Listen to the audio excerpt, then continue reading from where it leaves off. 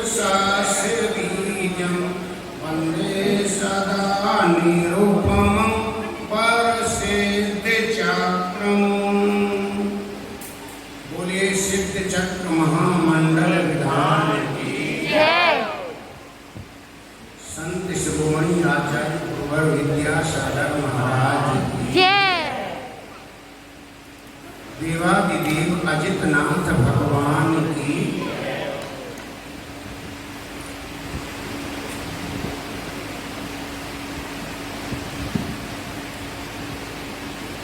बहुत अच्छा। कल शाम को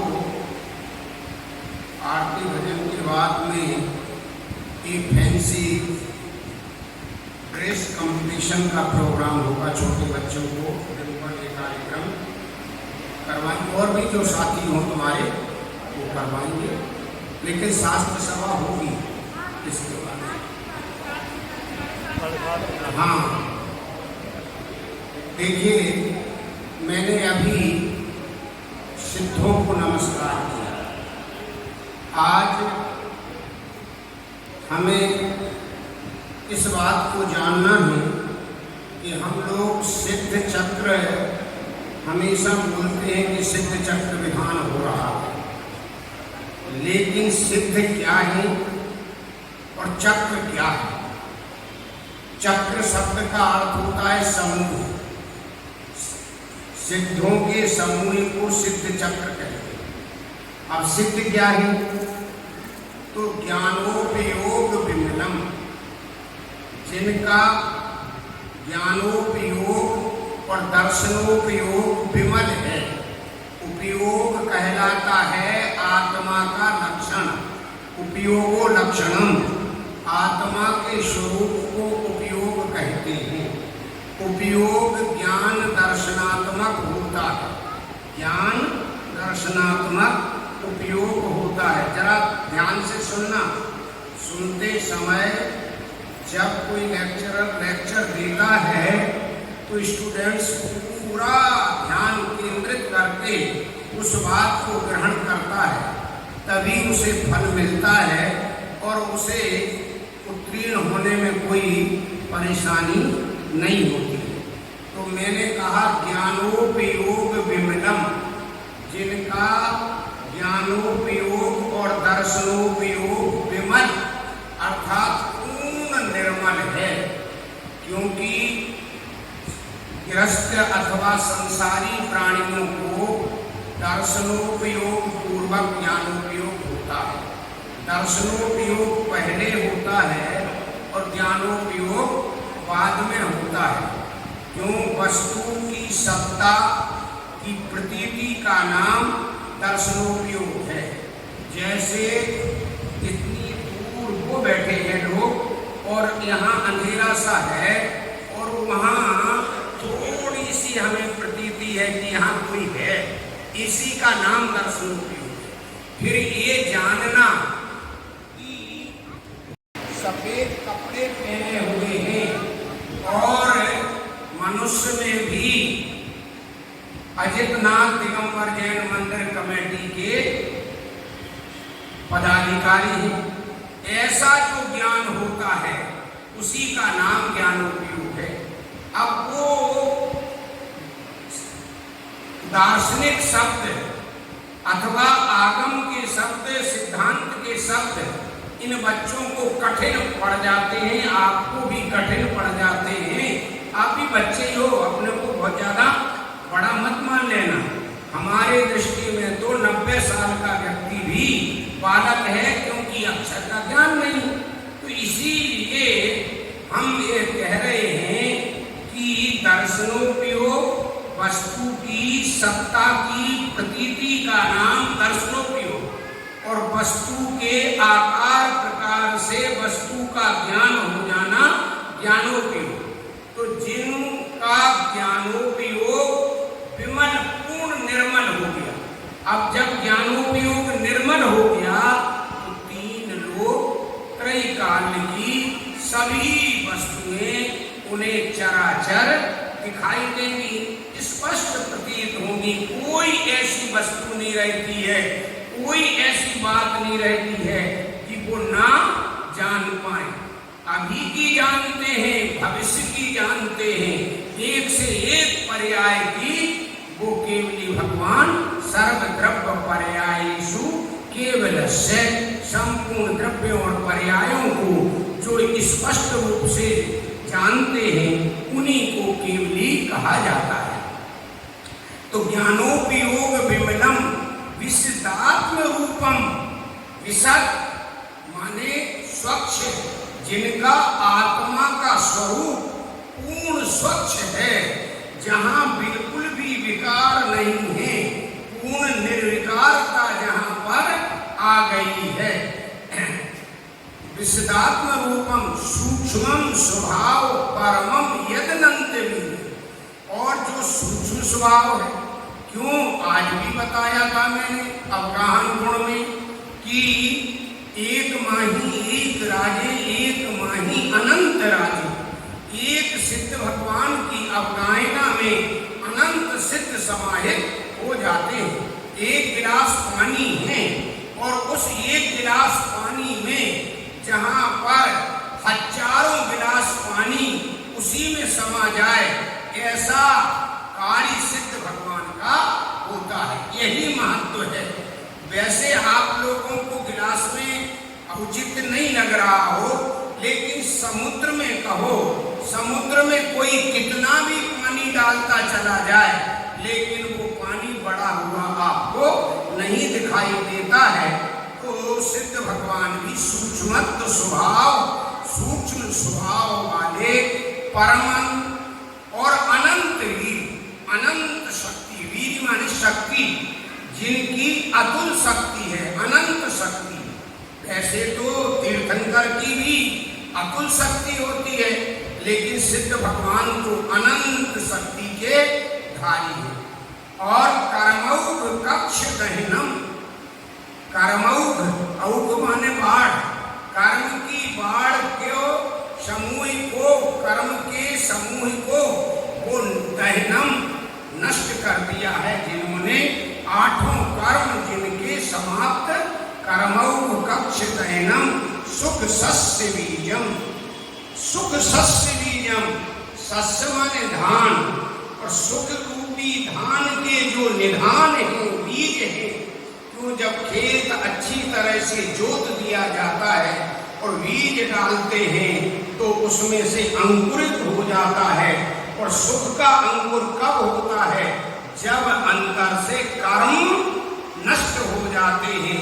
अनंत सुख का बीज जिन्होंने प्राप्त कर लिया है, तो सुख सस्य बीजम, सुख सस्य, सस्य माने अनाज, सुख के रूपी अनाज के जो बीज स्वरूप हैं, अर्थात संपूर्ण फल को देने वाले हैं। बीज ना हो तो कभी वृक्ष नहीं होगा, बीज ना हो तो किसान बोएगा। इसीलिए कहा जाता है कि आषाढ़ का चूका किसान और डाल का चूका बंदर हमेशा दुखी रहता है। अभी क्या चल रहा है? आषाढ़। तो आषाढ़ प्रथम मास कहलाता है। इसका चूका हुआ व्यक्ति हमेशा दुखी रहता है, क्योंकि आषाढ़ में जो खेती नहीं हो पाएगा वो बेचारा पछताता रहता है। आचार्य भगवान कहते हैं कि सुख रूपी बीज को जहां पर उत्पत्ति होने की स्थिति हो जाती है, ऐसे उन सिद्धों को हम वंदे नमस्कार करते हैं। अब सीधी भाषा में समझ लो, जिनका ज्ञानोपयोग, दर्शनोपयोग निर्मल हो चुका है, जिनका आत्मा का स्वभाव पूर्ण रूप से स्वच्छ है और सूक्ष्म स्वभाव वाले हैं, अनंत शक्ति वाले हैं, कर्मों के समूह को जिन्होंने नष्ट कर दिया है, इसीलिए जो सुख के निधान है, सुख के घर हैं, उन सिद्धों को नमस्कार करते हैं और उन्हीं सिद्धों की हम यहाँ पर आराधना कर रहे हैं। जब तक कर्म साथ में रहते हैं तब तक संसार अवस्था होती है। शरीर पूर्ण हो जाता है तो भी कर्म साथ नहीं छोड़ता है। एक गति से दूसरी गति, एक आयु से दूसरी आयु में ये जीव जाता है तो एक समयावग्रह, एक समय वाले की विक्रय रहित गति सिद्ध बनते हैं, लेकिन 2-3 समय वाले मोड़े वाले होते हैं। एकम 2-3 वानाहार का 1-2-3 समय तक अनारक होते हैं, चौथे समय में आहारक हो ही जाते हैं। तो मोड़ा लेकर के ही इस जीव को जन्म लेना पड़ता है। जैसे यहाँ किसी का शरीर पूरा हुआ, आत्मा के प्रवेश निकलकर इसी छत्ते से ऊपर गए और ऊपर जा करके वहाँ जाएंगे, कहाँ तक? 5वें स्वर्ग तक जा सकते हैं, वहाँ से लौटते आते हैं, अथवा 16वें स्वर्ग तक भी जा सकते हैं और लौट कर आते हैं और फिर जहाँ उत्पन्न होना है वहाँ होते हैं। अलग अलग मोड़े की स्थिति है। तो हम इस बात को बताना चाह रहे हैं आपको कि इस जीव को कर्म का संबंध संसार में कभी छूटता नहीं। कर्म कार्मण शरीर साथ में रहता ही है, उसी को कर्म कहते हैं। इसीलिए आचार्य कहते हैं तेजस और कार्मण इन 2 शरीरों का साथ जीव के विक्रय गति में भी पाया जाता है। विक्रय गति वह कहलाती है जिसमें जीव जाकर के अगली आयु को प्राप्त कर लेता है। तो यहाँ पर सिद्ध भगवान की स्तुति के माध्यम से हम अपने आत्मा के स्वरूप का अवलोकन करें। मुख्य ध्येय हमारे लिए अपने आत्मा के स्वरूप का ही अवलोकन करना है। हे जिनेंद्र भगवान, आप तो पूर्ण निर्मल हैं, आपका हम अभिषेक करते हैं, उसके माध्यम से अपनी आत्मा को पवित्र करते हैं, क्योंकि तुम तो सहज पवित्र में मलिन रागा देखते हुए रहो। आप तो हमेशा पवित्र हैं, पूर्ण निर्मल हैं, आपकी आत्मा में किसी भी प्रकार का विकार नहीं है। जब प्रतिमा के ऊपर जल की धारा छोड़ी जाती है, उस जल की धारा से आपके आत्मा के अंदर के विकार जब खुल जाए, इसका नाम अभिषेक है। आए लोटा ढाल दिया, उसका नाम अभिषेक नहीं है। परिणामों की शुद्धि होती चली जानी चाहिए, उसी का नाम धर्म है। वही आपके लिए सुख देने वाला होता है। हम आराधना के प्रकरण में आगे बढ़ते हैं। सिद्धों की आराधना कर रहे हैं और सिद्धों की आराधना करते हुए हमने आज एक दिन हम विशिष्ट तीर्थंकर की आराधना करते हैं, क्योंकि आप जानते हैं एक तो सामायिक संयम होता है और एक क्षेत्रोपस्थापना संयम होता है। सामूहिक रूप से आप पूर्ण संयम का पालन करना सामायिक संयम है। इसी तरह से एक स्तुति में 24 स्तव होता है, जानते हो ना। एक वंदना होती है और एक चतुर स्तव होता है। वंदना एक तीर्थंकर की जाती है और स्तव 24 के 24 तीर्थंकर का होता है। समझ में आई मेरी बात? स्तव में 24 के 24 तीर्थंकरों की 24 पूजा करने का मतलब है 24 तीर्थंकरों की स्तुति, और एक तीर्थंकर की पूजा करने का मतलब है वंदना। तो हम वंदना करते हुए आज ऐसे महान तीर्थंकर की सोमवार के दिन, सोम का अर्थ होता है चंद्र, और चंद्रवार हमेशा चंद्र प्रभु की पूजा का विशिष्ट आश्रय होता है। तो चंद्र प्रभु भगवान की आराधना की। उन चंद्र प्रभु भगवान के विषय में मैंने मध्याह्न में कहा था कि रात्रि में हम इस संबंध में आपको विशिष्ट जानकारी देंगे। देखिए, चंद्र प्रभु भगवान वो तीर्थंकर है जो महासेन और लक्ष्मणा, जिनके पिता महासेन थे और जिनकी मां लक्ष्मणा थी। चंद्र प्रभु में जन्मे हैं, लेकिन चंद्रप्रभ भगवान अलौकिक तेज के धारी बालपन में सभी तीर्थंकर होते हैं। लेकिन आचार्य वीर नंदी स्वामी ने चंद्रप्रभ चरित्र लिखते हुए एक सुंदर रूपक दिया है। और वो रूपक क्या दिया कि जिस समय सौधर्म इंद्र सुमेरु पर्वत पर अभिषेक करने ले गया, माता को मायामयी निद्रा में सौधर्म इंद्राणी सुला गई। सौधर्म इंद्राणी स्त्री पर्याय होने के कारण बेचारी शंकित रहती है, मैं अपराध कर रही हूँ, है ना, कि मैं किसी के बालक को उसके पास से उठा के ले जा रही हूँ, मैं माँ को पीड़ा होगी। तो इंद्र उसे एक सलाह देता है कि तुम मायामयी निद्रा में सुला आना और जब पाद में ला करके सौंप दोगे तब जगा देना। और ऐसा ही काम किया। जब दिया सौंपा बच्चे को चंद्रप्रभ को, तो उस समय स्थिति क्या होती है कि ज्यों ही लक्ष्मणा ने बालक को उठाया और निहारा तो वो तो बहुत खुश हुई, बहुत प्रसन्न हुई।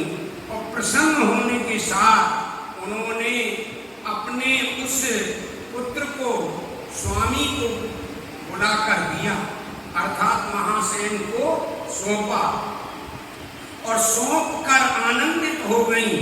लेकिन महासेन नृप ने जब बाल जिनेन्द्र चंद्रप्रभ को अपनी गोद में लिया तो आंखें बंद कर ली। आंखें बंद कर ली तब उन महारानी लक्ष्मणा ने कहा, हे स्वामी, मेरे पर क्या कोई अपराध हो गया है? मैंने आपको कुल के दीपक दिए हैं, मैंने इस राज्य का आपको स्वामी दिया है, आप आंखें बंद क्यों कर रहे हैं? निहारिए, देखिए तो कितना सौंदर्य है, अतुल सौंदर्य बचपन में ही। तो अब उन्होंने कहा, नहीं देवी, आंखें खोली नहीं जाती हैं। तब महारानी कहती है, आपको जो दंड देना है मुझे दंड दे देना, लेकिन आप इन्हें आंखें खोलकर देख तो लीजिए। महाराजा महासेन कहते हैं, हे महादेवी, तीर्थंकर की मां को महादेवी कहा जाता है, हे महादेवी, मुझे भय है कि जिन आंखों के झरोकों से इनके रूप को मैंने अपने अंदर में बसाया है, मुझे भय है कि आंखों को खोलूंगा तो इन झरोकों से कहीं वो रूप बाहर ना निकल जाए, वो रूप बाहर ना निकल जाए। ऐसी सुंदर शरीर को जिन्होंने धारण किया और 10 दक्ष पूर्व आयु को प्राप्त करने वाले वह चंद्रप्रभ भगवान अपने आप में अद्भुत स्तुति के धनी थे। संयोग एक और होता है आज के युग में, पंचम काल में, कि उन्हीं चंद्रप्रभ भगवान की प्रतिमा आचार्य समंत्रभद्र स्वामी के द्वारा प्रकट होती है। आचार्य समंत्रभद्र स्वामी बहुत वाजिब केसरी थे, माने शास्त्रों का ज्ञान था और सिद्धांत वेदता थे।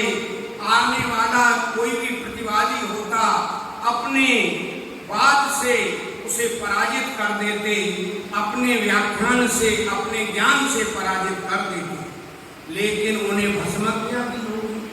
भस्मक व्याधि हो गई तो क्या होता है कि उन्होंने अपने गुरु से कहा, भस्मक व्याधि का मतलब है जो खाओ वो राख हो जाती है, और भूख भूख भूख भूख कुछ होते हैं कि खाते जाते हैं, उनको कहते हैं भस्मक व्याधि। तो भस्मक व्याधि हो गई। इसके लिए उन्होंने अपने गुरु से कहा कि हे गुरुदेव, मुझे समाधि दीजिए, अब मैं जीवित नहीं रह सकता हूँ, क्योंकि मेरे से मुनिचर्या नहीं बन सकती है। समझ में आई ना? मुनिचर्या नहीं पल सकती है। मुनिचर्या 80 धारा व्रत है, एक बार धारण कर ली जाती है तो कभी वस्त्र धारण नहीं किए जा सकते हैं। मुनि पद छोड़ा नहीं जा सकता है, महान पद होता है। आचार्य भगवान इसीलिए कहते हैं, समझाते हैं, लेकिन उनके गुरु ने कहा कि हे समंत्रभद्र, तुमसे शास्त्रों का जयघोष होना है, तुमसे जिनवाणी की रक्षा होना है, तुमसे जैन न्याय की स्थापना होना है। तो हम कहते हैं आप जाइए और इस भस्मक व्याधि को दूर कीजिए। वो कांची गए, नगर नगर गए और वाद विवाद करते गए, विजय प्राप्त करते गए, काशी पहुंच गए। और काशी पहुंचने के बाद काशी में उन्होंने राजा शिवारी से कहा कि मैं शिव की पिंडी को क्या करूंगा, 1.25 मन लड्डू खिला सकता हूं। अब ब्राह्मण कहते शिव की पिंडी कहाँ लड्डू खान, तुम लोग तो दूध पिलाते हो ना कई बार, तो कहते हैं कि 1.25 मन लड्डू खिला सकता हूं। राजा ने कहा इससे बड़ा कौन हमारे भगवान को खिला दे, है ना, इससे बड़ा कौन है, चलो हम बाहर प्रसाद चढ़ाते हैं, उनको खिला दो। रख लिया उन्हें और वो क्या करें, अंदर जाएं, किवाड़ बंद करके सब खा ले। अब वो व्याधि धीरे धीरे कम होती गई और वो मिठाई बचती गई। बाद में लोगों ने कहा कि इन्होंने छल किया है। राजा शिवारी ने कहा कि इन्हें छल किया है तो क्या किया जाए, तो दूसरों ने कहा ये बहुत सम्यक दृष्टि जीव है। सम्यक दृष्टि जीव किसी को नमस्कार वैसे ही नहीं करते हैं और किसी दूसरे को, मैंने कहा ना, मन्ने वरम हरिहरादय एव दृष्टा दृष्टिषु येषु हृदयं तो समेति। जिनेंद्र भगवान बहुत हरि हैं, हर हैं, देवी देवता हैं, बहुत हैं, लेकिन मुझे कहीं संतोष नहीं होता। मुझे तो जगह जगह में घूम आऊं, लेकिन मुझे तो हे अजितनाथ भगवान आपके दर्शन करके संतोष होता है और कहीं संतोष नहीं होता। तो इसी तरह से समंत्रभद्र के ठीक तीर्थंकर के सिवाय मैं किसी को नमस्कार नहीं करूंगा।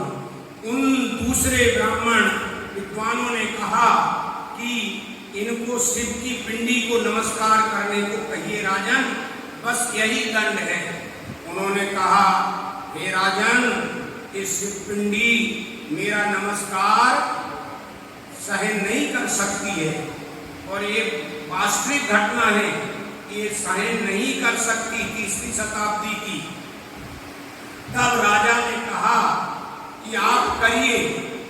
उन्होंने स्वयंभू स्तोत्र रचना शुरू किया, आदिनाथ भगवान की स्तुति की, अजितनाथ भगवान की स्तुति की, संभवनाथ भगवान की स्तुति की, अभिनंदन नाथ भगवान की स्तुति की, उन्होंने सुमतिनाथ भगवान की स्तुति की, पद्मप्रभ भगवान की स्तुति की और सुपार्श्वनाथ भगवान की स्तुति की। लेकिन 7 तीर्थंकर की स्तुति करने में कहीं वंदे नमस्कार पद नहीं आए। स्तुति की, लेकिन किसी भी तीर्थंकर के लिए वंदे शब्द नहीं आए। जब 8वें तीर्थंकर की स्तुति शुरू की उन्होंने, समंत्रभद्र ने, चंद्राप्रभं चंद्रमरीचि गौरम चंद्रम द्वितीयेव जगति विक्रांतम वंदे विवन्द्यम महतां ऋषीन्द्रम जिनम जितस्वान्त कसाय वन्द्यम। क्या कहा? वंदे विवन्द्यम, वंदे शब्द आ गया ना, वंदे में मैं नमस्कार करता हूं। ज्यों ही उन्होंने कहा चंद्र भगवान आप चंद्रमा के समान गौर वर्ण के हैं और चंद्र की कांति आपके चरणों की कांति से फीकी पड़ जाती है, त्रैलोक में आपसे ज्यादा शीतलता देने वाला कोई नहीं है, मैं तुम्हें नमस्कार करता हूं। इतना कहा और पिंडी फट गई। उस पिंडी में से चंद्र भगवान प्रकट हुए और चंद्र भगवान प्रकट हुए तो आश्चर्य हुआ राजा को।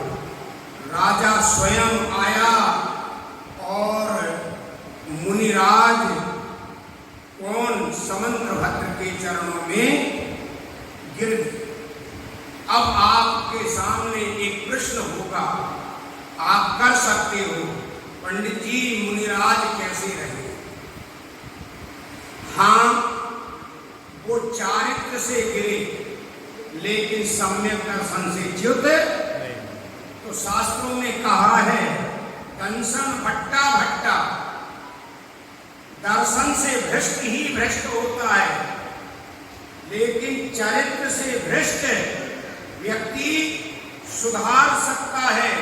सम्यक दर्शन से चित हो जाने से कभी सुधार नहीं हो सकता। संसार में भटकना पड़ेगा आपको अर्धपुद्गल परावर्तन काल तक। इस जीव को भटकना पड़ सकता है सम्यक दर्शन से गिरने पर, लेकिन चारित्र से गिरने पर अंतर मुहूर्त में समझ जाते हैं। चारित्र से तो आप यहाँ आहार करा रहे हो मुनिराज को, और मुनिराज के भावों में कुछ परिवर्तन आया तो वह द्रव्यलिंगी भावलिंगी से हो जाते हैं। पंचम गुण स्थान में आहार करते करते हो जाते हैं। अगर भावना आ गई कि अरे अंजुलि में घी ज्यादा आना चाहिए, अंजुलि में नमक नहीं ज्यादा आना चाहिए, इस तरह से ही अगर भावना आती है तो उनका गुण स्थान परिवर्तित हो जाता है। ये सूक्ष्म विज्ञान है, जैन शास्त्रों का सूक्ष्म विज्ञान है। तो समंत्रभद्र स्वामी महान आचार्य हुए, सम्यक दर्शन से च्युत नहीं हुए और द्वारा उनकी मुनि दीक्षा होकर उन्होंने सारे जगत में जैन धर्म की पताका फहराई। और उन समंत्रभद्र स्वामी ने जैन न्याय की संस्थापना की। आत्ममीमांसा, स्वयंभू स्तोत्र, रत्नकर्ण श्रावकाचार आदि अनेक ग्रंथों की रचना की। समंत्रभद्र स्वामी ने जो आत्ममीमांसा लिखी, उस आत्ममीमांसा पर बहुत बड़ा ग्रंथ अष्टशती लिखा गया और फिर अष्टशास्त्री भी लिखा गया। अष्टशती आचार्य अकलंक देव ने लिखा और अष्टशास्त्री आचार्य किसने? विद्यानंदी स्वामी ने 10वीं शताब्दी में लिखा। तो उन समंत्रभद्र स्वामी जिनकी वाणी, जिन्होंने क्या कहा कि देवागम न हो याने चामराजी विभूतिया, देव कहते हैं हे भगवान, हम आपको इसलिए नमस्कार नहीं कर रहे हैं कि देव आकर आपको नमस्कार करते हैं। हे भगवान, आपका बहुत बड़ा बड़ा समोसरण लगता है, इसलिए हम आपको नमस्कार करते हों, ये बात नहीं है। हम आपको नमस्कार कर रहे हैं तो आपकी वीतरागता को नमस्कार कर रहे हैं, ना कि इस वैभव को नमस्कार। जैन शासन में वीतरागता पूज्य होती है, ना कि सरागता पूज्य होती है। वीतरागी ही महान होते हैं। इसीलिए वासुपूज्य भगवान की स्तुति करते हुए समंत्रभद्र स्वामी ने इसी बात को कहा, बहुत सुंदर बात को।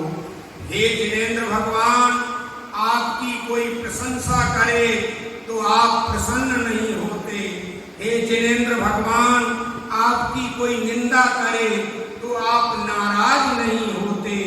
आप फिर भी हम आपके गुणों की स्तुति कर रहे हैं, क्योंकि आपके गुणों की स्तुति से मेरे चित्त की पवित्रता होती है, जिनेंद्र भगवान के गुणों की। तो हम इस सिद्ध चक्र के विधान के माध्यम से सिद्धों के गुणों की आराधना करते हैं और उससे हमारी आत्मा की निर्मलता होती है। यही हमारी विशिष्टता है। अगर हमारे आत्मा के गुणों की निर्मलता ना हो और पूजन करते रहो तो लाभ नहीं होता है। इसलिए मेरा कहना ये होता है कि प्रत्येक प्राणी को आत्म निर्मलता का उपाय करना चाहिए और सम्यक दर्शन से च्युत ना हो। सम्यक दर्शन का मतलब है कि किसी भी अंग से, जैसे सवेरे कहा, इस लड़की ने कहा था कि हम तो अंजन चोर जैसे हैं, क्यों निसंग अंग भाई, हम भी बता रहे आपको कि वह अंजन चोर की विशेषता थी। ठीक है, चोरी कर रहा है, लेकिन दृढ़ सिद्धांती था। जिनेंद्र भगवान की बात जो है उसमें अक्षर मात्र भी परिवर्तन नहीं हो सकता। इसीलिए भक्त जी जिनेंद्र की जो शास्त्र की बात सुनते हैं, प्रसन्नता के साथ सुनना चाहिए। पद्मनंदी स्वामी ने एक बात कही है, तत्प्रतिप्रीत चित्ते ने एन वार्ता ही श्रुता निश्चितम स भवेत् भक्त्यो भावी निर्माण भाविना। हे भक्त जीवो, जो प्रसन्नता के साथ जिनवाणी सुनता है, शास्त्र सुनता है, वो निश्चित रूप से भक्त होता है। उदास नहीं, मुंह लटका के नहीं सुनना। कभी शास्त्र की बात ऐसे नई विकल्प के साथ नहीं सुनना, प्रसन्नता के साथ सुनता है, वही भक्त होता है। और भक्त होता है वो निश्चित रूप से आज नहीं तो कल कभी न कभी कल्याण को प्राप्त करता ही। आप जानते हो, मोट को पकाते हैं, अनेक सीटियां लगा देती हैं महिलाएं, फिर भी वो 2 दाने 1 दाना ऐसा होता है कि वो पकता नहीं है और खाते समय वह आपके दांत को तोड़ने का काम करता है। इसी तरह से अभक्त प्राणी क्या होता है कि अभक्त प्राणी हमेशा दूसरे को कष्ट देता है, अश्रद्धान करता है, कभी वह सही कार्य नहीं करेगा। वह मंदिर आएगा तो वहां भी विवाद करेगा। अभक्त की यह दिशा है, लेकिन भक्त प्राणी बड़ा प्रसन्न होता है। एक बार की बात है, भगवान महावीर के समूह शरण में राजा सैनिक जा रहे थे, हाथी पर बैठकर जा रहे। राजा सैनिक जाते जाते बीच में क्या देखते हैं कि एक पलाश के पेड़ के नीचे मुनिराज बैठे हुए हैं। हाथी से उतरता है राजा सैनिक और उन मुनिराज को नमस्कार नमोस्तु करता है। पूछता है, हे स्वामी, मैं भगवान महावीर के समूह शरण में जा रहा हूँ, आपके विषय में भी कुछ बात करके आऊं क्या? तब उन मुनिराज ने कहा, मेरे विषय में एक प्रश्न समूह शरण में पूछ लेना कि मेरे संसार में कितने भाव बाकी है, शेष है। राजा, अब आप लोग तो जानते ही हो, तुम लोग भी जानते हो, अगर किसी ने कहा कि अरे मैं अपनी छतरी भूल आया, तो तुम अपने यहाँ से उठ के जाते हो, अरे मैं भी तो उस दुकान पे बैठा था, अपनी छतरी भूल आया। अब तुमने उसकी छतरी का तो ध्यान नहीं किया, अपनी छतरी की पहले चिंता हो गई सबके साथ। उस राजा श्रेणी को भी क्यों आधहिदम ही कादब्बम जम सकते पर हिदंच कादब्बम आधहिद परेदा तो आधहिदम सुखु कादब्बम। आत्मा का हित करना चाहिए सबसे पहले, अपना हित। ये नहीं, ए मम्मी तुम पूजा कर ले, ए पापा तुम अभिषेक पहले करो, ए भाई तुम पहले आ जाओ। ठीक है, वो आ जाएगा, नहीं आ जाएगा, तुम मेरी जगह चले जाना, मैं दुकान खोल लूं, तुम ज्ञान से सुते लोकालो सुवाणी मस्तक नमो सदा देते हो वाणी